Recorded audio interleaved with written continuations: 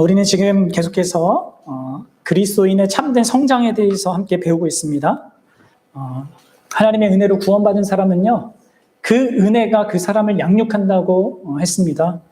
그리고 그렇게 하나님의 은혜가 우리를 양육할 때 하나님께서 주되게 사용하시는 그 도구는 하나님의 말씀입니다.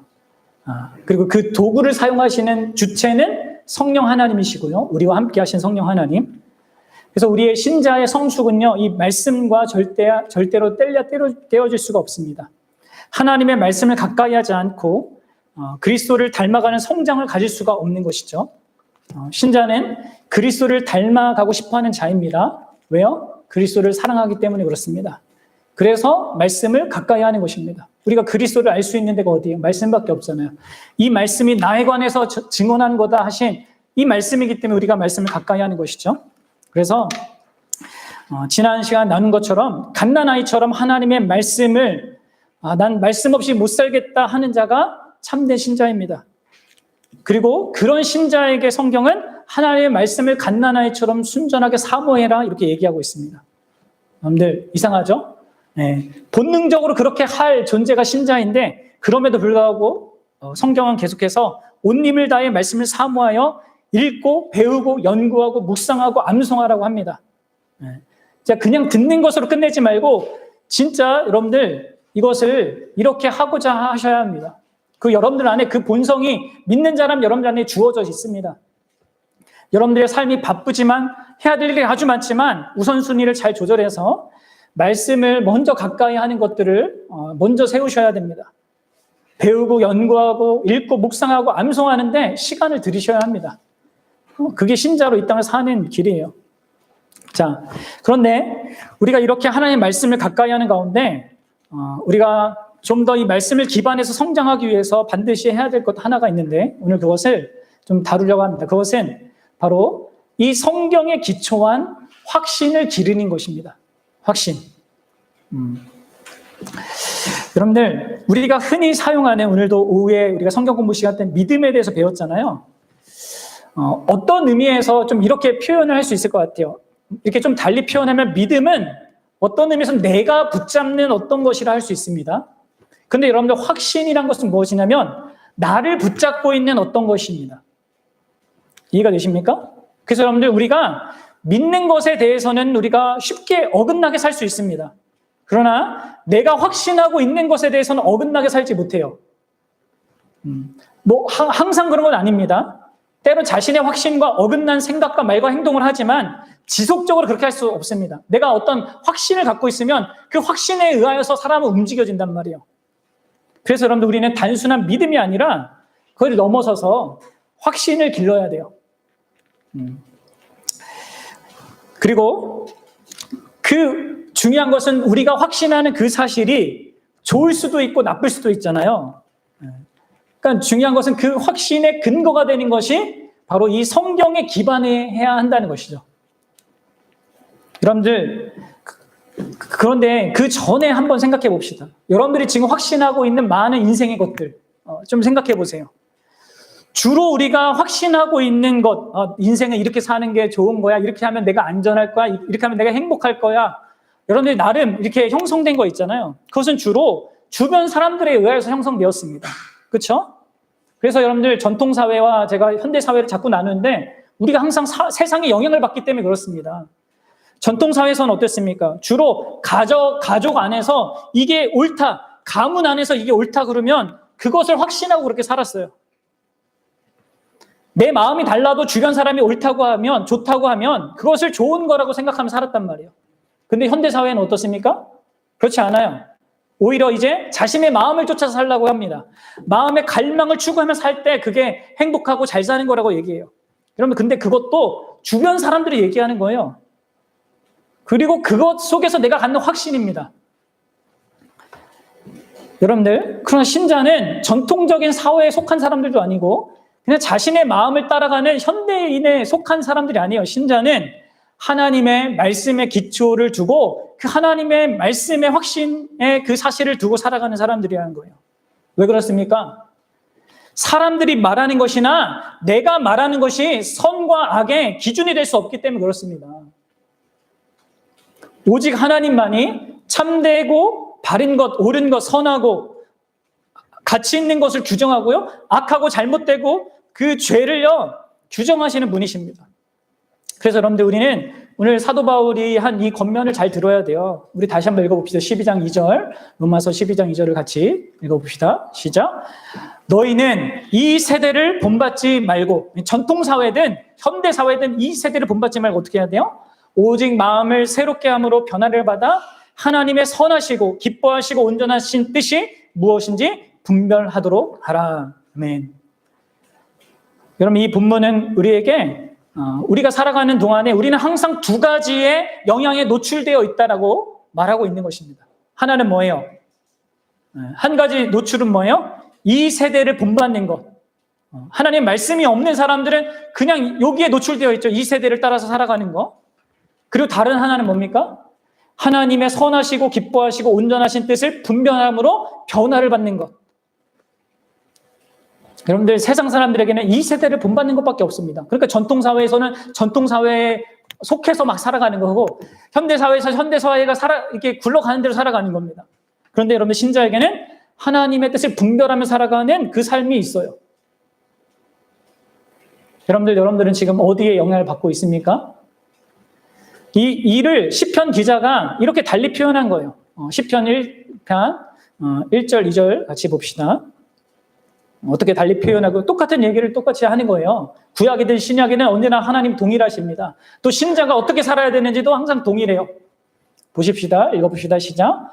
복 있는 사람은 악인들의 꾀를 따르지 아니하며 죄인들의 길에 서지 아니하며 오만한 자리에 앉지 아니하고, 이게 뭐예요?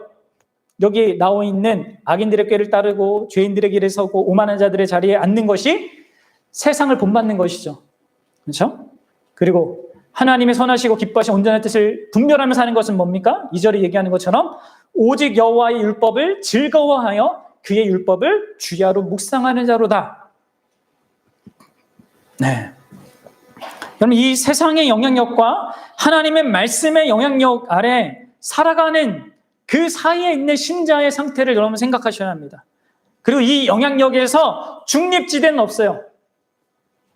어느 한쪽에 치우치게 되어 있습니다. 우리는 죄악된 세상에 영향을 받거나 아니면 거룩한 하나님의 말씀에 영향을 받거나 둘 중에 하나의 삶을 살게 됩니다. 물론 여러분들 실제적으로는 모든 신자는 세상과 하나님의 말씀 양쪽 모두로부터 영향을 항상 받습니다. 그런데 여러분들, 지금 사도 바울이나 시편 기자가 하나님의 말씀에 더 영향을 받아야 된다라고 권면하고 있는 거예요. 여러분들, 이런 권면을 잘 생각해 보세요. 자동적으로 우리가 그렇게 하나님의 말씀대로 간다고 생각한다면 이런 권면을 할 필요가 없잖아요. 그렇죠? 근데 뭘 얘기하는 겁니까? 우리 안에 죄성도 그렇고 세상의 주변에 많은 사람들도 그렇고 사단의 유혹도 그렇고 세상이 우리에게 영향을 미치는 것이 지대하게 크다는 것을 전제하고 있는 것을 우리 생각해야 합니다. 그래서 여러분들, 우리는 이런 우리의 상태와 조건을 주의하면서, 그러면서도 믿는 자들에게만 요구되어지는 이 복된 상태를 갖고자 해야 합니다. 다시 말해서 하나님의 말씀에 영향을 받으면서 참된 변화를 갖는 그 삶을 소원하고 그러한 자로 나아가기를 원해야 된다는 거예요. 여러분들, 이게 힘든 일이죠. 그리고 쉽지 않은 일입니다. 세상은 다 그렇게 살아가는데 내가 하나님 말씀 가운데 살아간다는 것은 진짜 만만한 것이 아닙니다. 그런데 여러분들, 먼저 여러분들 알아야 될 게 뭐냐면, 여러분들이 그런 요구를 받을 수 있는 사람 된 것이 놀라운 축복이에요. 먼저 이전에는 전혀 생각할 수 없고 기대할 수 없는 거잖아요. 이제 예수 그리스도 안에서 하나님의 은혜로 말미암아 가질 수 있고 선택할 수 있는 것입니다. 이게 믿는 신자에게 주어진, 구원의 은혜를 받은 자에게 주어진 복된 것이죠. 그리고 여러분들, 이런 자신의 어떤 선택과 결정과 그것을 향한 열심이 결국은 나를 형성합니다. 그래서 그 선택에 따라 여러분들은 세상의 영향을 더 받든지 아니면 하나님의 말씀에 영향을 받든지 선택하게 됩니다. 그래서 여러분들, 신자들 중에도 이 세대를 본받는 그런 진짜 하나님의 영광을 가리는 신자들이 있는 거고요. 또 그게 아니라 하나님의 선하시고 기뻐하신 그런 온전한 뜻을 쫓아서 하나님께 영광을 돌리면서 이 땅을 사는 신자가 있는 거예요. 여러분들, 무엇을 선택하겠습니까? 어떤 길을 가고자 합니까? 당연히 여러분들 하나님 기뻐하신 그 길을 가야지 않겠습니까? 그리고 그것이 여러분들을 진짜 위하는 거예요. 자기 자신을 위한 것입니다. 그럼 여러분들, 이러한 하나님의 말씀의 영향을 받는 삶을 결정하는 것은요, 특별히 우리가 시편 1편에서 말하고 있듯이 하나님의 말씀에 대한 우리의 태도, 그리고 그 말씀을 생각하는 것, 그리고 그 말씀을 생각하는 데 쏟는 시간, 이게 여러분들 상당히 결정적입니다.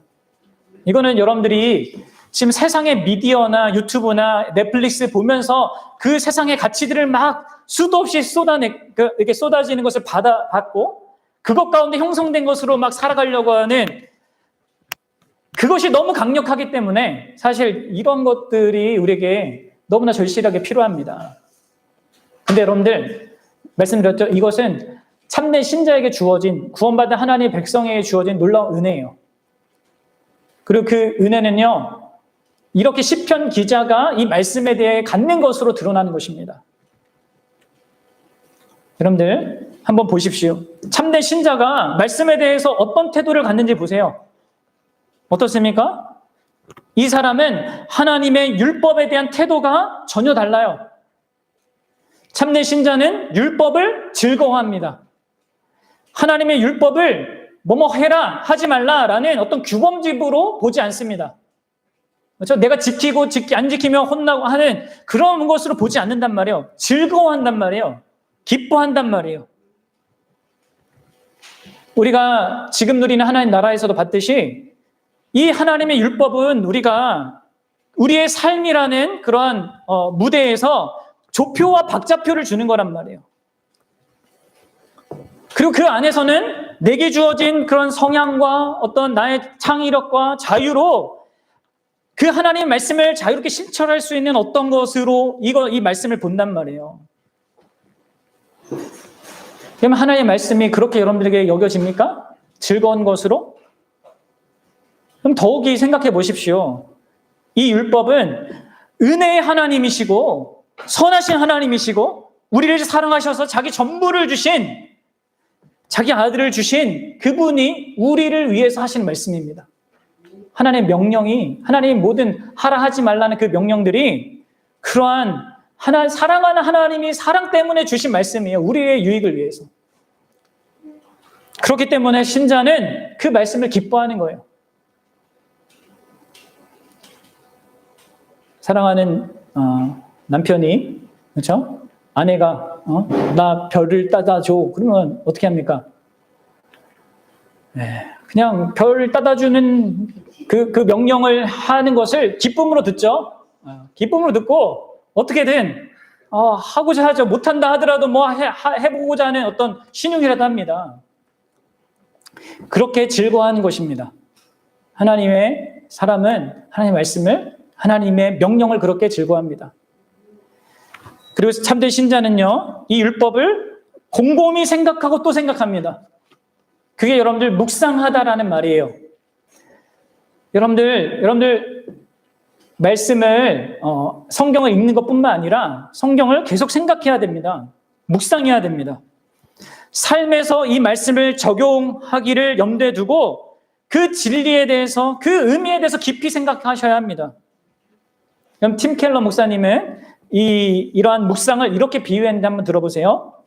자, 잘 들어보세요. 묵상은 진리를 마음속 깊은 데까지 끌어들여 불을 댕기고 자신과 하나님, 세상을 향한 태도를 녹였다가 다시 빚는 활동이다.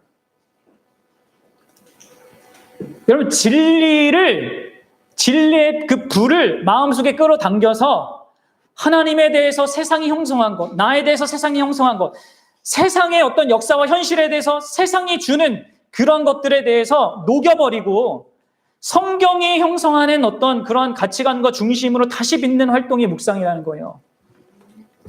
여러분, 우리는 이러한 생각을 해야 됩니다. 묵상을 해야 됩니다. 자신의 인격과 행동이 성경적 진리에 얼마나 일치하는지 그렇지 않은지를 보고 그 성경의 진리로 그러한 나의 모습들이 다시 빚어지도록, 그렇게 성령님께서 그 말씀을 통해서 일하시도록 하는 그 묵상의 과정을 우리가 가져야 한다는 거예요. 시편 기자는, 다윗은 이렇게 얘기했어요. 한번 봅시다. 다윗이 어떻게 하나님의 말씀을 적용했는지 같이 읽어봅시다. 시작. 내가 내 행위를 생각하고 주의 증거들을 향하여 내 발길을 돌이켰사오며. 보십시오. 주의 증거들은 이제 말씀을 가리키는 거예요. 그 말씀에 비추어서 내 행위를 생각했습니다, 다윗은. 그리고 자신의 발길이 지금 잘못된 길로 가고 있기 때문에 그것을 돌이켜서 그 말씀이 원하는 방향으로 나가고 있다고 얘기하고 있어요. 여러분, 이런 묵상이 우리에게 필요한 겁니다. 이런 영향을 받아야 돼요. 자, 그리고 이 참된 신자는 하나님의 율법을요, 종일토록 생각합니다. 생각해야 합니다, 여러분들. 주야라는 말은 아침과 저녁이란 말이죠. 이것은 아침과 저녁이란 특정 시간에만 생각한다는 얘기가 아닙니다. 하루 종일 그렇게 한다는 거예요. 물론 이것은 매 순간 말씀만, 성경만 생각하고 있다는 게 아닙니다. 그 말씀을 중심으로 모든 것을 생각한다는 거예요. 그 말씀이 말하는 것을 기준으로, 그 말씀 속에 계신 하나님을 중심으로 모든 것을 관련지어서 생각한다는 겁니다. 이런 훈련과 연습이 우리에게 필요한다는 것이죠. 그럼 바쁜 일상에서 이게 가능할까요? 여러분, 가능합니다. 꾸준하게 하나님을 중심으로 모든 것들을 생각하는 것, 나에 대해서, 일어나는 일에 대해서, 사람들과 만나는 관계에 대해서, 내 기분에 대해서, 이런 것들을 하나님과 관련해서 계속적으로 생각하는 이런 것들이 필요하단 말이에요. 여러분, 우리는 항상 생각할 수밖에 없어요. 생각 안 하며 살 수 없습니다, 인간은. 근데 그 생각의 방향을 우리가 결정할 수 있단 말이에요. 이게 세상의 영향을 받으면서 할 건지, 아니면 하나님의 말씀, 그리고 하나님의 그 말씀에 영향을 받으면서 할 건지를 선택할 수 있단 말이에요. 그리고 그것을 위해서는요, 이러한 하루 중에서 특별한 시간을 정해놓고 집중적으로 하나님과 이렇게 이 말씀을 상고하는 시간이 반드시 필요합니다. 그건 없이는 계속 될 수는 없어요. 그래서 여러분들, 이러한 묵상을 여러분들 반드시 하셔야지만 그 안에서 확신을 갖고 현실을 살아갈 수 있어요. 그리고 만약에 이런 묵상이 없으면 사실 매일 성경을 읽는 것도 어떤 의미에서 의미가 없어져요. 성경 전체를 읽는 것과 그 성경의 한 부분을 계속해서 곱씹으면서 그 안에 드러난 정말 하나님의 그 선명하신 하나님의 하나님 되심을 봐야만 합니다. 여러분들 유튜브나 넷플릭스 보는 시간을 줄여야 돼요. 다른 거 하는 시간을 줄이고 말씀을 묵상해야 합니다. 적극적으로 여러분들 노력하지 않으면요, 여러분들은 이 세대를 본받게 되어 있어요. 자,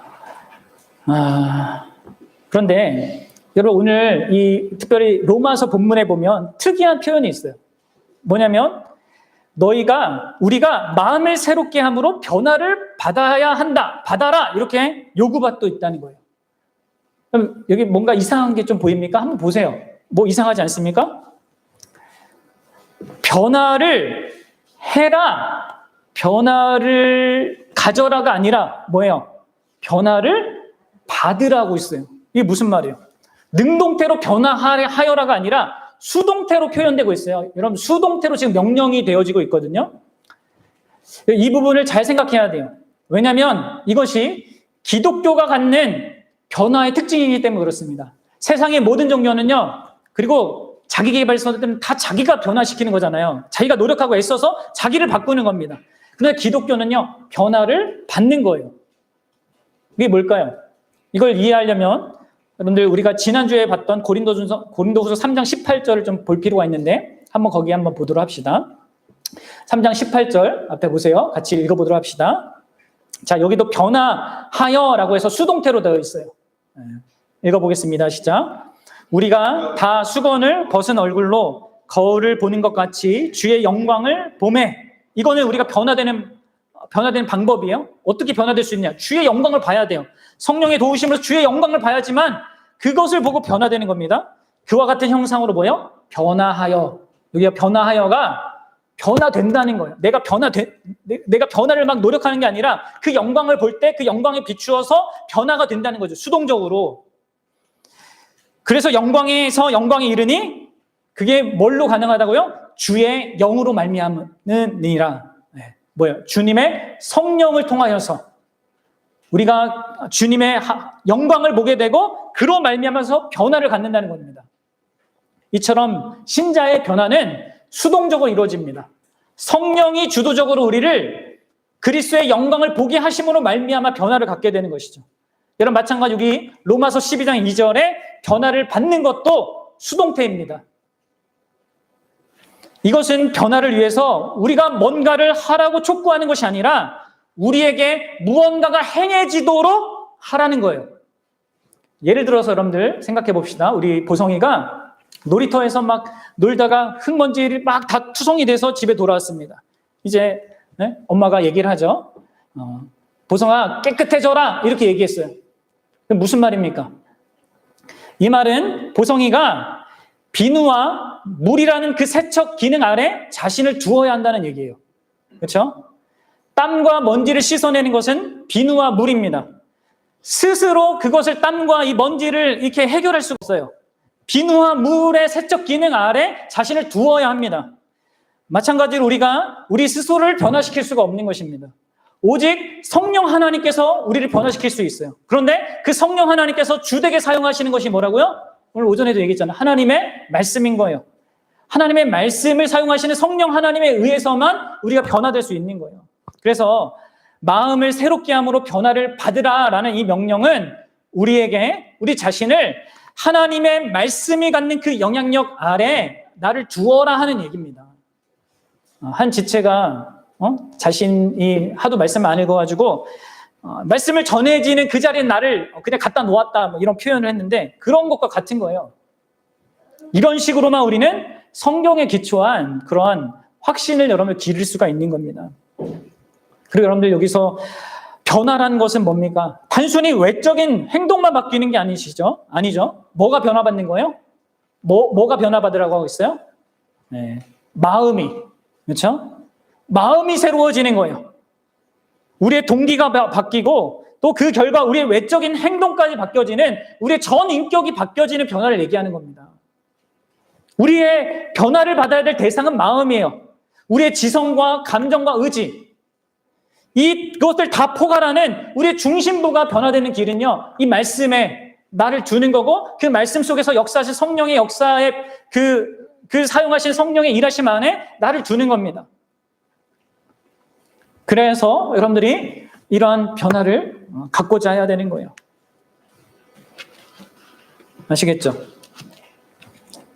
그리고 이러한 모든 어떤 변화에서 가장 중요한 것은 먼저 진리를 바르게 아는 데서부터 시작합니다. 지성적으로 하나님의 말씀에 대한 바른 깨달음으로부터 거기에 합당한 감정이 변화되고 감정이 변화되면 그것에 대한 바른 또한 실천들이 나오게 되겠죠. 그렇죠? 그래서 여러분들 우리는 최대한 진리를 알려고 노력해야 돼요. 예전에 얘기했잖아요. 어떤 부모님이 이 유산으로 이 골동품 딱 주셨는데 목걸이인데 그게 별 볼 일 없어 보여요. 그냥 딱 걸어놨어. 근데 어떤 사람이 딱 와가지고 그 보물이 진짜 엄청나게 값비싼 건지 값비싸게 보인다고 가서 한번 골동품 감정을 해보자 해가지고 가서 봤습니다. 그게 어떤 그 고대 시대 가장 정말 유일하게 남은 최고의 보석이에요. 세상에 그 어떤 것과 비교할 수 없는 가치를 가진 거예요. 그런 정보를 정확하게 이 사람이 알게 됐습니다. 원래는 몰랐어요. 그냥 부모가 준 무슨 그냥 유물 중에 하나겠다 이렇게 생각했단 말이에요. 아는 것이 별것 아니었단 말이에요. 그래서 대하는 것도 결국 마음도 안 뒀어. 그러니까 당연히 그것을 소중히 여기는 것도 없었단 말이에요. 근데 그 정보가 정확하게 전달돼서 어떻게 달라집니까? 이게 세상에 유일하게 존재하는 유일한 보물이야. 그 수천억과도 바꿀 수 없는 이 보석이라고 한단 말이에요. 그럼 어떻게 되는 거예요? 그 정보를 알고 그 보물을 향하는 그 마음이 달라지죠. 그 마음이 달라지고 그 보물을 대하는 그의 태도도 달라지는 겁니다. 그래서 여러분들 우리가 변화되는 것에 있어서 가장 중요한 변화의 핵심은요. 하나님에 대해서 바르게 이해하는 겁니다. 우리가 오해도 선한 오해, 우리가 하나님을 오해했다 배우고 있잖아요. 하나님에 대한 잘못된 오해가 있으니까 기독교 신앙생활을 갖고 영위하고 누리고 교회 안에서 봉사하고 세상 사람을 섬기고 사랑하는 이것이 직무로만 여겨지는 거예요. 하나님의 선하심에 대한 풍성함이 있으면요, 우리의 삶이 정말 다른 가치와 다른 의미로서 드러나고 생기가 있고 이렇게 영광스럽거든요. 그래서 여러분들, 하나님의 진리를 알고자 해야 됩니다. 하나님의 진리 앞에 자기를 두어야 합니다. 그리고 성령 하나님께 구해야 돼요. 우리를 진리 가운데로 인도해 달라고. 마지막 여러분들, 이 하나님의 말씀의 영향력 아래 자신의 존재를 두는 것, 그리고 자신의 마음이 변화되어서 어떤 생각과 감정과 의지에 이러한 어떤 것들을 갖는 것은 더 나아가서 자신의 삶에 구체적으로 또 적용이 되어야 합니다. 그러니까 내 안에서만 어떤 변화를 갖는 것이 아니라 그것이 내 삶 속에서도 의미를 가져야 되고 영향을 미쳐야 된다는 거예요. 오늘날 개혁주의를 추구하고 바른 교리를 추구한다고 하는 교회들이 보이는 큰 약점 중에 하나가 지식적으로만 하나님 말씀을 배우는데 많이 마음을 쏟는다는 거예요. 그리고 여러분들, 그런 교회들이 아니고 보통 대부분의 오늘날 교회들은요, 말씀에 대한 진지한 배움이 없습니다. 그리고 단순히 적용만 항상 생각해요. 이 말씀을 어떻게 활용적으로 내 인생에 적용할까만 생각해요. 그러니까 오늘날 교회는 두 극단에 있는 겁니다. 그러니까 지식적으로 이 정보만 쌓는 교회들이 있고, 아니면 말씀을 그냥 실천하는 것에만 신경을 쓰는, 그냥 어려운 사람 돕고 뭐 이런저런 뭐 이런 일을 하는 것에 마음을 두고 그렇게 하는 것이죠. 근데 여러분들, 우리는 이 진리를 깨닫는 것과 함께 그 진리를 나의 삶 속에서 적용하는 것을 함께 마음에 두어야 합니다. 아시겠죠? 그리고 여러분들이 특별히 오해하지 말아야 될 것은, 진리에 대해서 내가 동의하는 것과 순종하는 것을 동일시해서는 안 돼요. 많은 사람들이 이걸 착각해요. 내가 진리를 알았다, 깨달았다 그러면 그것을 나는 이제 순종할 수 있는 자구나라고 스스로를 생각해버리거든요. 그렇지 않아요. 그건 다른 거예요. 그리고 지식적으로 아는 것이 진짜 아는 것이 아닙니다. 그죠? 지식적으로만 아는 건 진짜 아는 게 아니에요. 그것을 경험적으로 알아야 돼요. 아니, 벌꿀이 달다라는 얘기를 수도 없이 지식적으로 들어도요, 그걸 알겠어. 공식으로 알겠어. 그럼 여러분들 그것을 먹어보지 않고는 그 달다는 것을 몰라요. 모르는 겁니다. 마찬가지예요. 이 하나님의 말씀을 진짜 아는 것은요, 내게 그러한 말씀이 적용되는 상황이 주어질 때만 알 수 있고요. 거기 안에서 참된 그 말씀에 대한 확신을 가질 수 있는 겁니다. 그래서요, 참된 확신은 성경의 가르침을 실제 상황에 적용하기 시작할 때 형성되는 거예요.